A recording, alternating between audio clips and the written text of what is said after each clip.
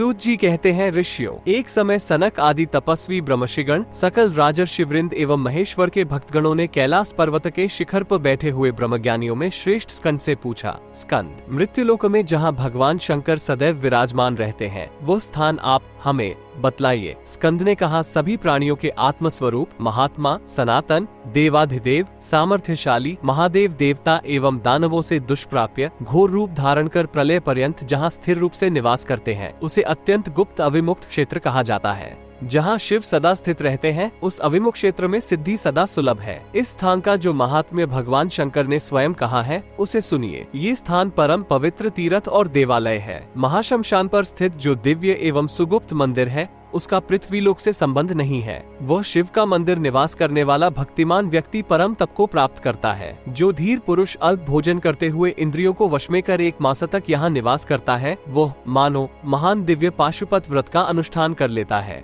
वह पुरुष जन्म और मृत्यु के भय को पाकर परम गति को प्राप्त करता है तथा पुण्यदायक मोक्ष एवं योग गति का अधिकारी हो जाता है। जिस दिव्य योग गति को सैकड़ों जन्मों में भी नहीं प्राप्त किया जा सकता, वह स्थान के महात्म्य और शंकर के प्रभाव से यहाँ प्राप्त हो जाती है। ब्रह्महत्या करने वाला व्यक्ति भी यदि किसी समय इस अविमुक्त क्षेत्र में चला जाता है, तो इस क्षेत्र के प्रभाव से उसकी ब्रह्महत्या निवृत्त हो जाती है। जो मृत्यु पर्यंत इस क्षेत्र का परित्याग नहीं करता, उसकी केवल ब्रह्महत्या ही नहीं, अपितु पहले के किए हुए पाप भी नष्ट हो जाते हैं। वो भगवान विश्वेश्वर को प्राप्त कर पुनः संसार में जन्म नहीं ग्रहण करता। जो अनन्यचित हो अविमुक्त क्षेत्र का परित्याग नहीं करता, उस पर भगवान शंकर सदा प्रसन्न रहते हैं और उसकी सभी कामनाएं पूर्ण कर देते हैं। जो सांख्य और योग का द्वार स्वरूप है, उस स्थान पर भक्तों पर अनुकंपा करने के लिए सर्वशक्ति संपन्न भगवान शंकर गणों के साथ निवास करते हैं। अविमुक्त क्षेत्र श्रेष्ठ स्थान है। अविमुक्त में रहने से श्रेष्ठ गति प्राप्त होती है। अविमुक्त में रहने से परम सिद्धि प्राप्त होती है और अविमुक्त में रहने से श्रेष्ठ स्थान प्राप्त होता है। यदि बुद्धिमान मनुष्य ये चाहता हो कि मेरा पुनर्जन्म न हो, तो उसे देवशिगणों से सेवित अविमुक्त क्षेत्र में निवास करना चाहिए। मेरु पर्वत, सभी द्वीपों तथा समुद्रों के गुणों का वर्णन किया जा सकता है, किंतु अविमुक्त क्षेत्र के गुणों का वर्णन नहीं किया जा सकता। मृत्यु के समय वायु से प्रेरित मनुष्यों के मर्म स्थानों के न हो जाने पर स्मृति नहीं उत्पन्न होती, किंतु अविमुक्त में अंत समय कर्मों से प्रेरित भलों के कान में स्वयं ईश्वर मंत्र का जाप करते हैं। मनुष्य मणिकर्णिका में शरीर का त्याग करने पर इष्ट गति को प्राप्त करता है। जो गति अविशुद्ध आत्माओं द्वारा दुष्प्राप्य है, उसे भी वो ईश्वर की प्रेरणा द्वारा यहाँ प्राप्त कर लेता है। जो मनुष्य अनेक पापों से परिपूर्ण इस मानव योनि को नश्वर समझकर संसार भय से छुटकारा देने वाले, योगक्षेम के प्रदाता, अनेक विघ्नों के विनाशक, दिव्य अविमुक्त काशी में निवास करता है तथा अनेक विघ्नों से आलोड़ित होने पर भी अविमुक्त को नहीं छोड़ता, वह वृद्धावस्था, मृत्यु और इस नश्वर जन्म से छुटकारा पा लेता है तथा अविमुक्त के महात्म्य से शिव सायुज्य को प्राप्त करता है।